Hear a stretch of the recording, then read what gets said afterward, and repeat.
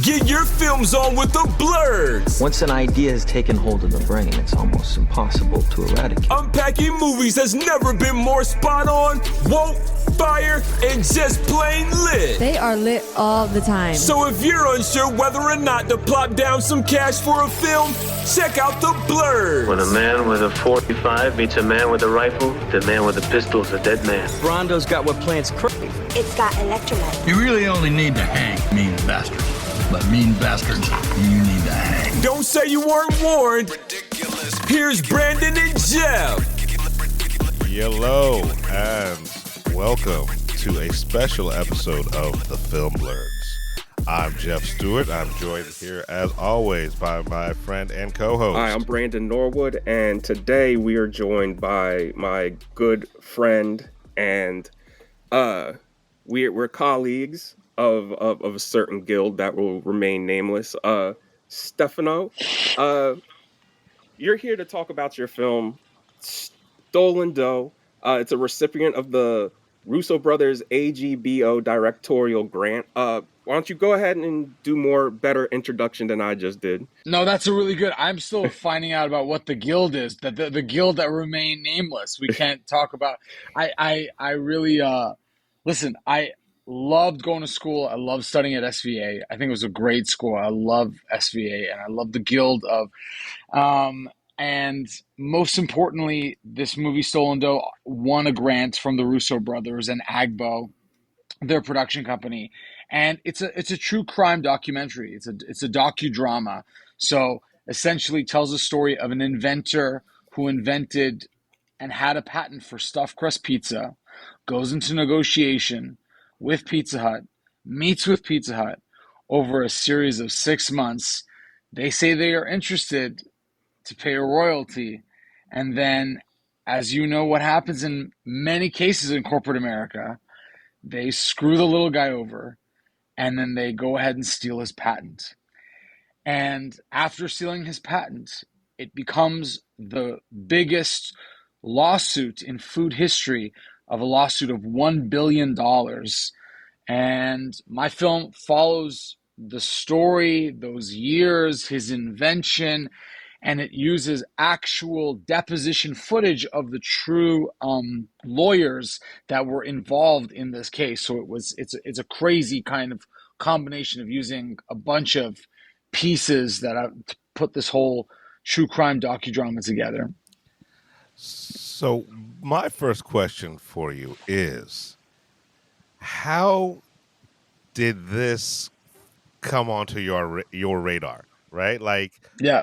What made you say? What made you find the story and say, "Hey, I'm going to do a documentary about it"?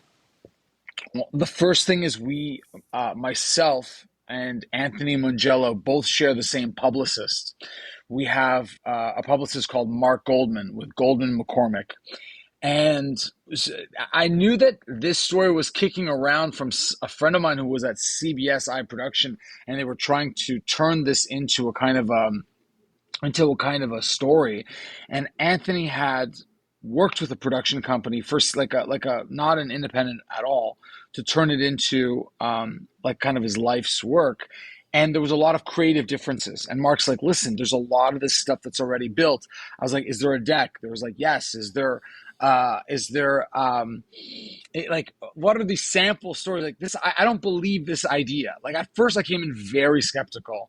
I think every film I come in, I always assume that people are exaggerating or flat out lying.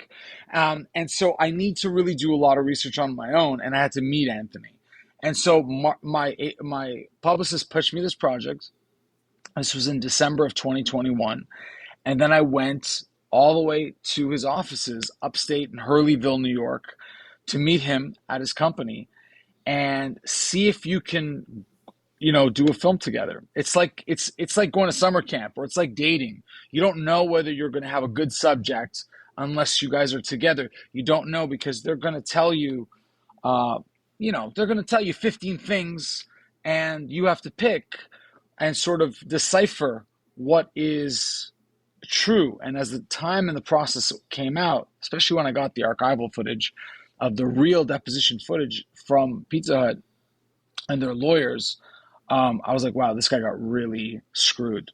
So that's how I found out it was pitched to me. Now, what I want to know is how long did it take you to make this documentary? Because it seems like this is over the course of a few years, and you have both interviews and fictional recreations. Was it Yeah. logistically hard to do this? And like you have some drone shots too of oh my God, Lincoln Center, like right over Central Park. Yeah. That's a great question. Brian, I feel like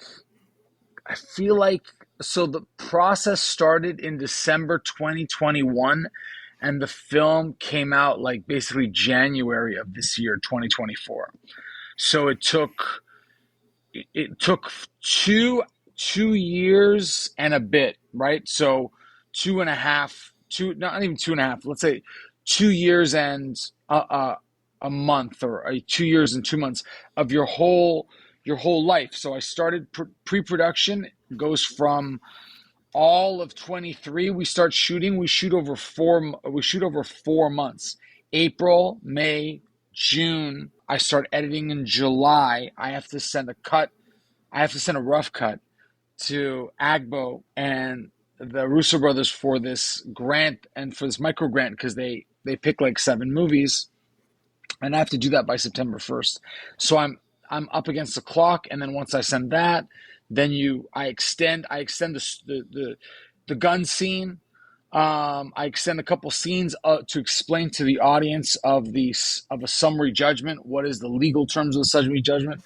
I bring out more of the lawyer stuff, and then I start coloring it in all of 2023, and then it doesn't come out till the next year. So, was it always going to be a documentary, or was anyone toying with the idea of just doing a straight sort of based on a true story fictional recreation? I'm thinking more in line with like The Founder or Flaming Hot. Was there ever like a a feature? Yeah, yeah, Jeff, that would be my dream. Like The Founder is a great example. I mean, that was the Founder. Looking at films like The Founder, even the Netflix money of Pepsi Where's My Jet is a real big one. But The Founder is a great example. Obviously, The Social Network, which is Right. a masterpiece, but there was definitively an idea of not doing Discovery ID, which is a couple sentences from actors, right? So 2, 3 sentences. So because I had written it, I wrote scenes, long scenes. And so it was never going to be that type of Discovery ID kind of vibe. So it was going to be at least a docudrama. But when you're coming across I knew that I had to deliver a film at a certain time and the timeline. I had to choose to do a docudrama instead. I would have loved to, in a perfect world, in a financially perfect world, to do I would have done a fully, I would have done a whole feature, just completely recreate the whole thing.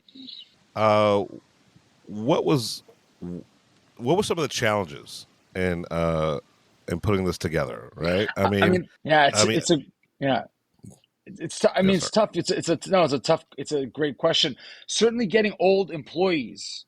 That's like a crazy hard thing. Like finding old employees, because you're making sure that all the stories match.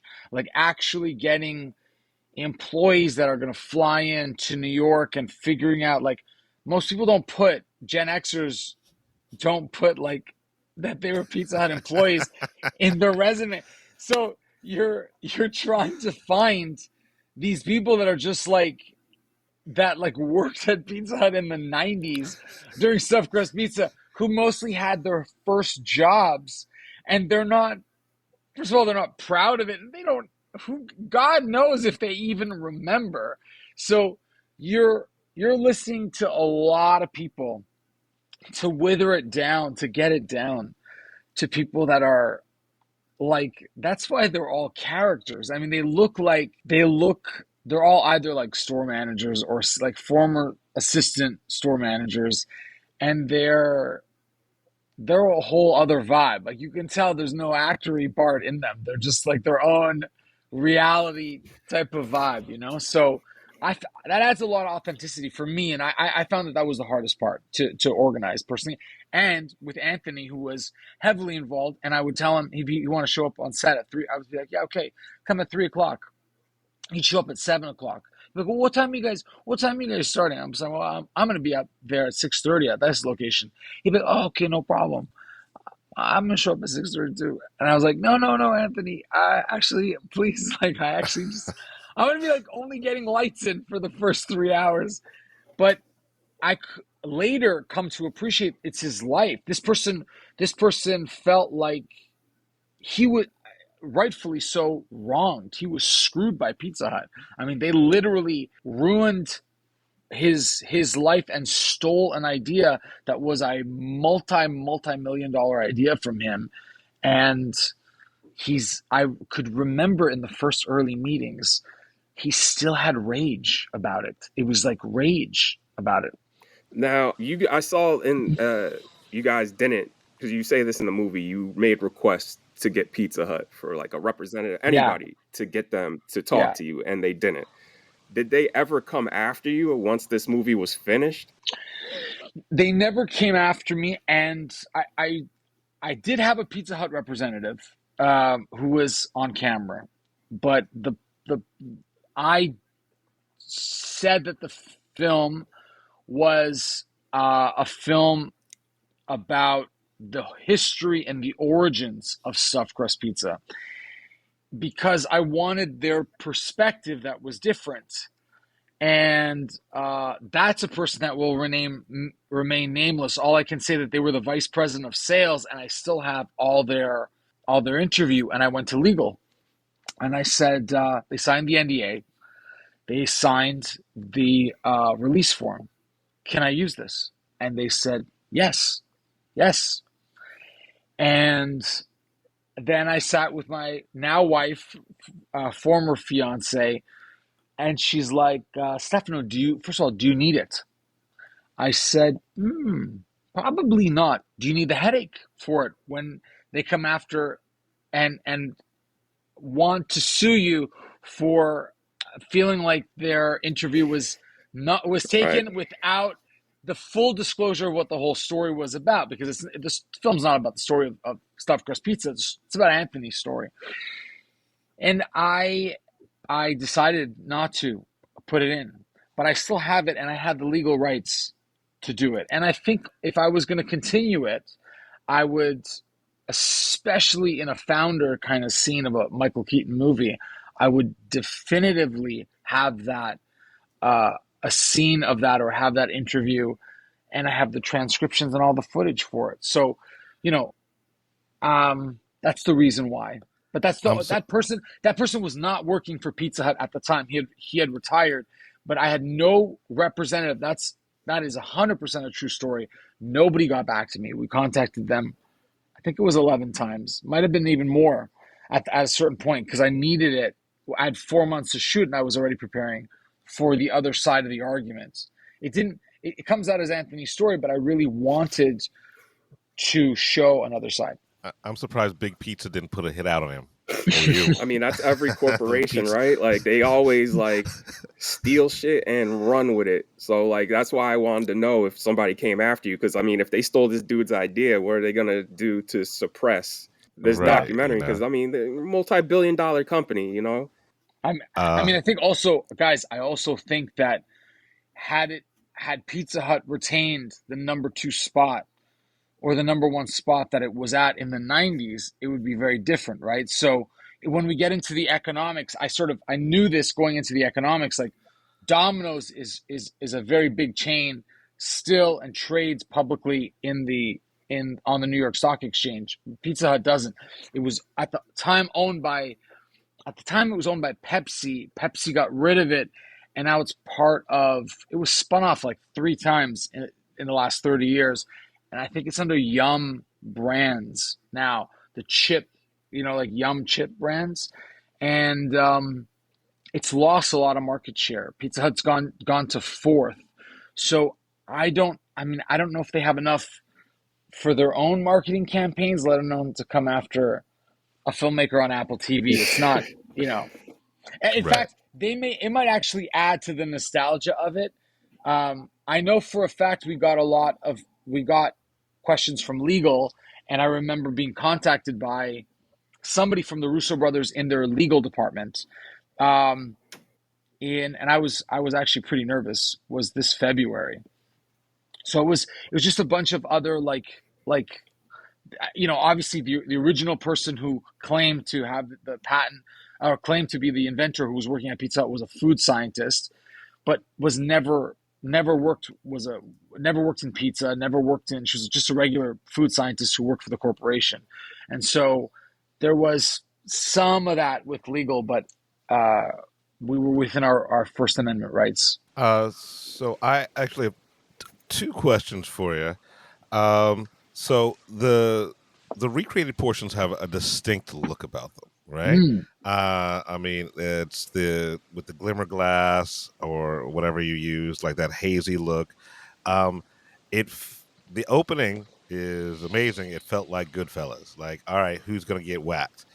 What was the decision making process with your DP or whatever like that to distinctively make this look like a Scorsese film, you know? Yes. So so the first thing I would say is, your opening shots are, even if they're teasers, even if they don't make sense, are the first kind of few minutes that you're going to watch a film.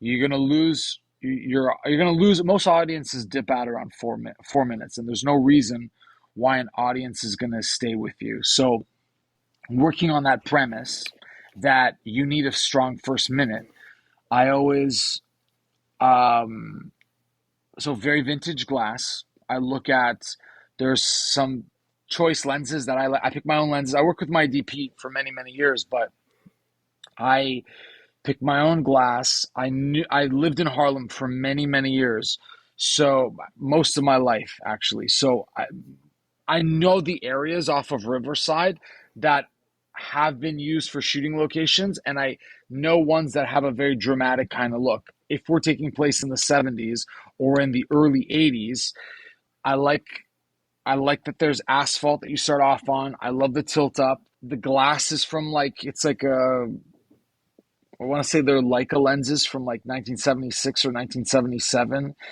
And I love films like Michael Mann. I was thinking very much of a film like Thief. I love Thief, which I think is Michael Mann's first feature film, with James Caan, he's a bank robber. And I thought about that a lot. I thought a lot about Goodfellas. I thought a lot about the tonality of it. And I also think when I colored it, I wanted to give a lot of the sky to have a bit of a purple kind of sky. It's not realistic. I don't like shooting outdoor films. I don't like I don't particularly love nature. I don't particularly love as there's all these things that I think are extremely distinctive because you're as a director, you have to pick your choices and what you are. It's not, I'm not a director who just shows up and is like, okay, this is what we gotta have to work with. Okay, no, this is a very specific vision we're gonna go with. I like Fincher, I like Scorsese, I like a dark tone. I want it to be dark. It has to be moody. The film is moody because what happens is this film, people come in and think it's about pizza. So I know in the first 10 minutes, people are going to fucking laugh. And the goal is that they don't fucking laugh. The goal is that this story destroys this man's life by corporate greed. So what can I do to drill it to people that it's a life or death sentence for this person, that it's not a joke?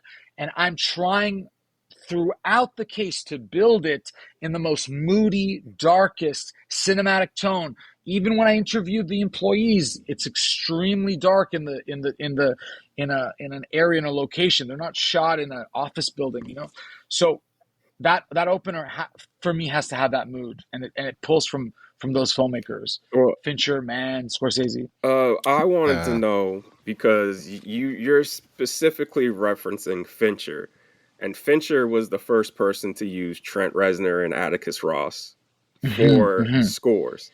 I hear a lot of their score in the film, and I hear a lot of Nine Inch Nails because I'm a huge Nine Inch Nails fan. Can you talk about your song selection choice throughout this movie? Ooh, I gotta say, getting the sync rights and the master rights are the hardest thing. That took such a long time to get the sync rights and the master rights for that. The music choices are taken from films that really inspire me. So obviously, trying to get Trent Reznor in there, you get those songs from the Social Network that are very, very suspenseful, and they show sort of a dark, diabolical thing unfolding. So when I'm interviewing Anthony's brother, and for example, he gets a $50,000 offer, and his brother's in the room, and he's there, and they're basically have someone to shut him up, give him 50 grand, and then like, that's it, you'll never hear from us again. The choice of the music has to fit that tone. We spent, I think, a lot of, I don't want to say I know a lot of our budget went to sync rights and master rights. That was a very, very hard thing. Could have never done without the help of NIAF, AGBO, and the grant from the Russo brothers. So those choices are to add them, making it suspenseful.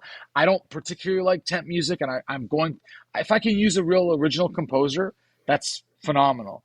I always feel a lot of independent films, if they miss out on something that the audience can hear and can identify with, you run into two problems. They're going to think it's the other movie and that you're the lesser film, or you say, I don't care. Actually, this film is its own thing, and I don't mind taking a song that is, if I can afford it, that is going to actually propel the story forward. If it's going to hook the audience, keep it. If it's going to make the audience still interested, keep it. If you lose the audience and it lessens the point and it lessens the drama, scrap it.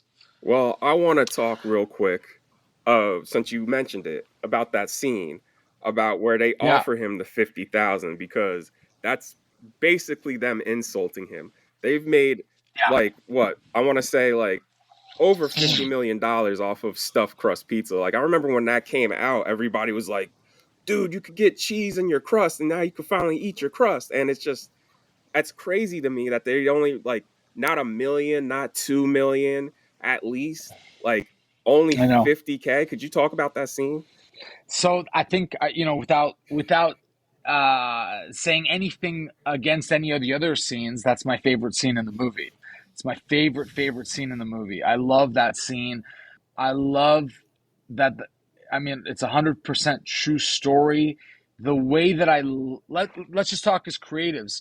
I took the idea of lighting that scene from growing up watching the X-Files and the smoking man.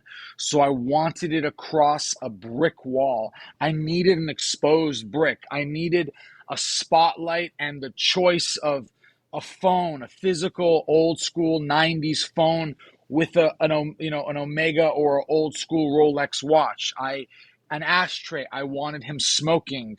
I wanted the tonality of the haze in it and the haze and the smoke to reflect the character in there. Okay, that's just right, nuts and bolts. The tone of that scene and why I think it's so effective is he's in shock. There's the first shock to receive that the fact that you get a call to be bought out for $50,000 means that you're in the right. It's an admission of guilt on their part. So there's a stoppage in your mind. Oh my God, I have not been crazy this whole time. They know who I am, and they're acknowledging that they want me to go away. Okay, let's cover that in the scene. So silence in that scene was phenomenal.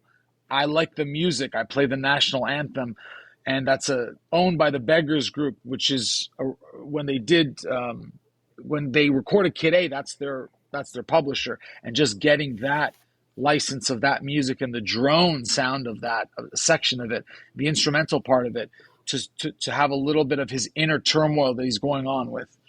I like the fact that Anthony doesn't speak. He just listens on the phone. They're making the pitch to him, and he's in shock and upset. But he's so upset in a way, like a kid. He doesn't answer back. The only thing he says in the entire scene, even though you cut back to him 8, 9 times, is, "Let me think about it." Simple words to write. Let me think about it.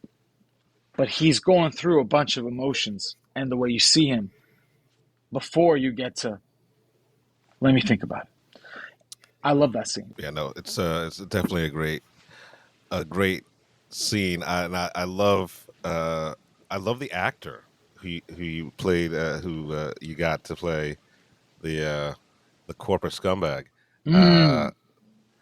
So my question for you, though, or it's not really a question, I guess so. All right. So this is not your first time. This is not your first rodeo, right? You've done movies before, but you looking at your CV, it's a mix of documentary and narrative, right? Do you prefer one over the other, and what's the crossover for that?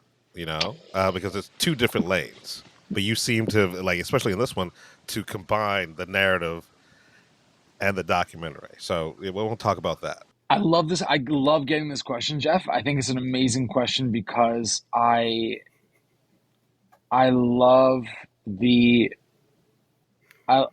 I prefer doing narrative. I prefer doing narrative films that are, like, obviously, fictional, whatever, fictional films, narrative films that we don't consider documentaries. Okay, fine. That's how I was trained and went to school and learned about cinema. When you look at Fincher or Michael Mann or Wong Kar-wai or Jean-Luc Godard, or all these filmmakers that you love, and their use of color and tonality and cameras. Okay, telling stories, great. Working with actors, great. There is a magic to documentaries. And so I did my first documentary in 2018 that was about a women's shelter in New York City. And that film got picked up before Peacock existed, it was on NBC.com. And I got a contract to have that doc. It was called The Girl Who Cannot Speak, and it was on NBC.com. And they had the rights. They had purchased the licensing right for this documentary. But I know part of the reason why they picked it is they said, "Stefano, this looks almost too beautiful. It's colorful. You've shot them there's production design, there's art direction to it." And so I'm not a documentary filmmaker, if I do it, that's into cinema verita. I don't take a handheld and just throw it around and just sort of like, this is reality, and we start, coming up to you and start that I like crafted shots. And so for me, the cinematic aspect of toying between the line is interesting to me. I'm not interested in doing the documentaries that are just interviews or or hyper-realism journalism, so I prefer the feature stuff. And if I learn from any documentary filmmakers I really, really like, I love, just recently I just saw the Beckham 4-part series by Fisher Stevens, which is incredible. He's in the film, he's talking, he was in the show Succession, he directs it, and it's so cinematic with Beckham, and Beckham's looking at games, and you've got shots on an 85 millimeter and then a camera underneath where he's watching himself in those games. And so I learned from documentary filmmakers that have a very filmic narrative slant, because I never thought I would make documentaries. And the last thing I'll say is because there's not the same kind of script. They speak to you in the edit. There's an ethereal aspect to cutting.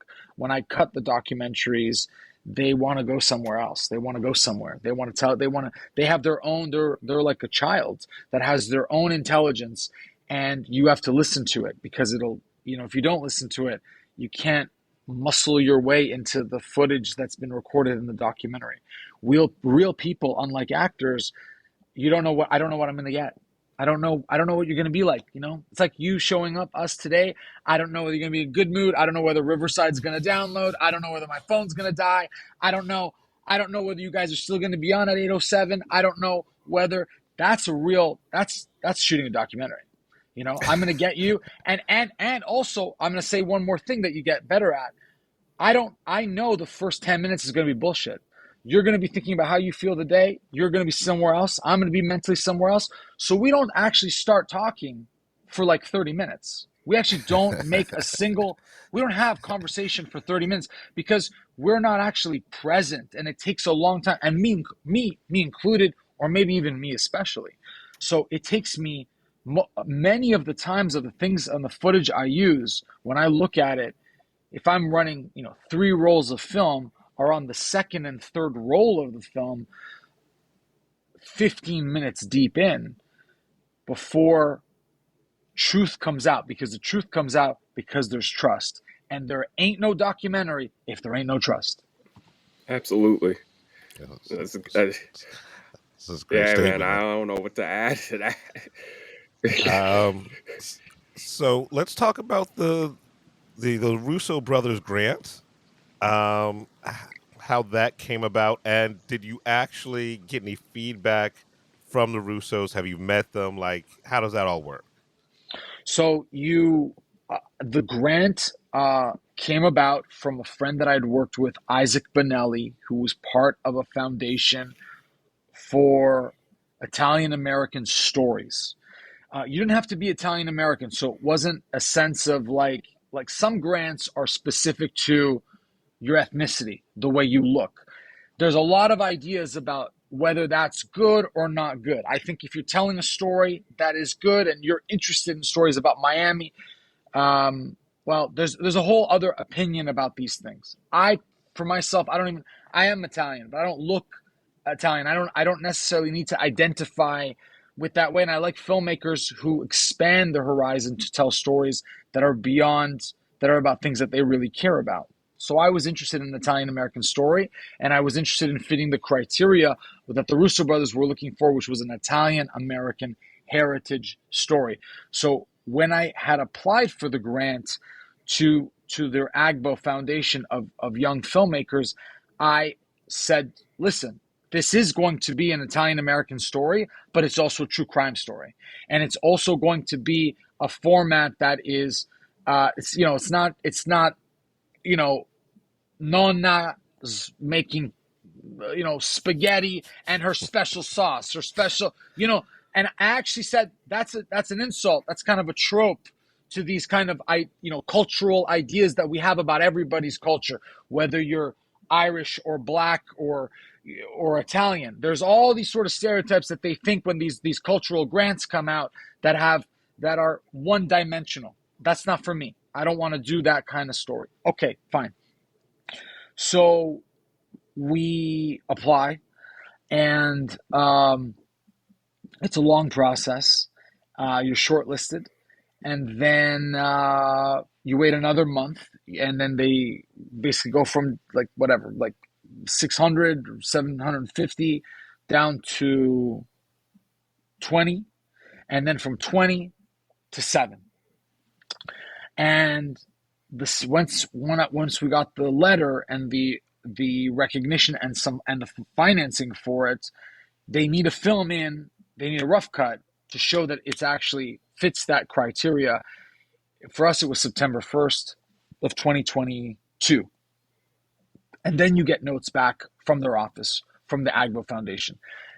Anthony and Joe, I've never seen them in person, but getting responses back from AGBO, from them and all their them individually, you do. So they have to see it. And then that process goes on afterwards, because there's a lot of legal with AGBO too. It is sort of a mom and shop operation because of them and Angela and their sister that runs it. But it's, having things worded in a very specific way. I think making sure that the I's are dotted and the T's are crossed. I learned that going in with them, and that was very, very consequential, and it made me have a lot of respect. A lot of respect for them and what they built and where they came from. And it's a nod. It's a nod. There's something unique about your work. So okay, let's see if we can help you. It's when Bale gets the chapeau. He loses in Ford versus Ferrari, and old man Ferrari comes out even though he loses, and he doesn't even say anything. He just tips his hat to him. He lifts his hat, and that's how it is. It doesn't mean I'm directing the next Marvel movie. Just it's like, okay, chapeau. And the other thing, the last thing I'll say, Jeff, is that it helps with the distribution, because the runtime for my film is it's a feature film, but it's a short feature. It comes right into the runtime of a feature length film in Oscar qualified festivals, and also for the limit of a lot of distributors like Apple TV, but it's right at the limit. I mean, it's literally at the limit. And so the value of the film at hitting that runtime, mixed with the Russo brothers, made that many channels wanted to take it. Our sales agent could sell it. It had very recognizable music from Radiohead, from Trent Reznor. So that helped me a lot, because you normally wouldn't get a film that's in a regular runtime of 45 minutes on that many distribution channels. It wouldn't be desirable. My first day of shooting was the longest scene with the actors, and I immediately fired the gaffer at the end of the day, maybe at the end of the weekend. I had a lot of exposed light in the conference room scene, and there was a whole issue of how to light that scene. You also, I have compassion for the gaffer and for our team and the locations manager, because you're shooting up against exposed light, against windows, right? And so I would never do that. I probably would have picked another location for the conference room scene. It's one of the reasons why the color correction took me so long. When there's so much, when you're blown out and you're backlit like that, it's a filmmaker's worst nightmare. It doesn't matter how much tonality that you have on key lights that you have, or a fill light, you're not gonna see it in the same way to the eye, and that was a major mistake. And at the end of the day, because you're the director, that's my mistake. At the end of the day, no matter who I let go of and who I hired again and whatever, I'm very happy with Jake, who ended up being the full-time gaffer on the film, and did an incredible job, because then I was much more focused on pulling off the $50,000 scene and using exposed brick and the smoking man motif. But it's my fault. At the end of the day, you have to take responsibility for that you make. So I would not choose the same location for exposed lighting. I would shoot the conference room in a different way. I would also have a much bigger space for that conference room to fit in 5 actors. That was a big, major challenge to have 2 cameras in there. A lot of dialogue overlapping. Doesn't always look necessarily the way that, probably the scene that was the hardest for me to pull off, and that was my first day of production. So yeah, the conference room scene that comes at the end of the film. Wait, so that scene was a 2-camera scene? Yeah. Or was the whole entire shoot 2 cameras? The whole entire shoot was not 2 cameras. Okay. But that was a 2-camera scene. The interviews, all the interviews are 2 cameras. All the interviews are 2 cameras. I want to say only the last day. Most of the days are 2 cameras. I want to say I have 1 camera for, let's say, 20%, 25%. Like a quarter of the shoot days are just 1 camera, literally because of budgetary reasons. Because once you get your second camera, not only is the cost, You need an operator. You got to pay your operator. You need somebody to pull focus. You got to pay that person. You got to build your camera up. You need a Terra deck. You need a wireless monitor. And as someone who produces as well as directs, you're seeing the global picture, and you have to figure out, okay, is this fundamentally worth it creatively? What juice are we going to get creatively to tell the story from that? Can we pull it off with just one camera? All right. Well, thank you, Stefano, for your time. Thank you for coming on and talking about your movie. Where can people find your movie, man? Guys, thank you so much for having me, first of all. Sorry for my delay, en retard, my slip, my teacher's note that I needed to get. Dog ate my homework with my Riverside app. I really appreciate it because I was up early to be with you guys. You can see Stolen Dough on Apple TV and Amazon Prime. If you want to hear the best sound mix, Apple TV has the highest quality sound mix for Stolen Dough. And if you don't have a lot of cash, and Amazon Prime is pretty good OC. It's pretty good too. I think the price point's a little lower, a little cheaper to see it on Amazon Prime. All right. So, are you big on social media? Do you want to talk about that? Like people follow you, stuff like that. Yeah, our handle is Stolen Dough Movie. I think is our handle, Stolen Dough Movie. I should probably look this up, but it's I think Stolen Dough Movie. You can definitely follow the handle at me. You'll find out at my full name, Stefano, Stefano Da Frè, DAFRE. You can also look at our production company, Russo Films. That's an @ handle at ROSS, two S's, ROSSO Films on Instagram. And Stolen Dough Movie is the Stolen Dough Movie. You'll find that handle for the film. All right. Well, thanks, man, for coming on, giving us some of your time. Thanks for letting us watch your movie. Thank you guys for watching. Yeah. Thanks for having me. I love this conversation, and I love just contributing to this and your thoughtful questions. I'm honored to be a guest on the show. We're the Film Blurs. I'm Brandon Norwood, and I'm the motherfucking protagonist. I'm the protagonist. I'm Jeff Stewart, a.k.a. He Who Remains. Don't come at us. It's just fucking movies. You've been listening to the Film Blurs podcast. Man, I just love what you guys do, man. I never miss an episode. It's the best. It's my favorite podcast. Follow Jeff on IG on MindFireXL and Brandon on Twitter at BJN Tweets.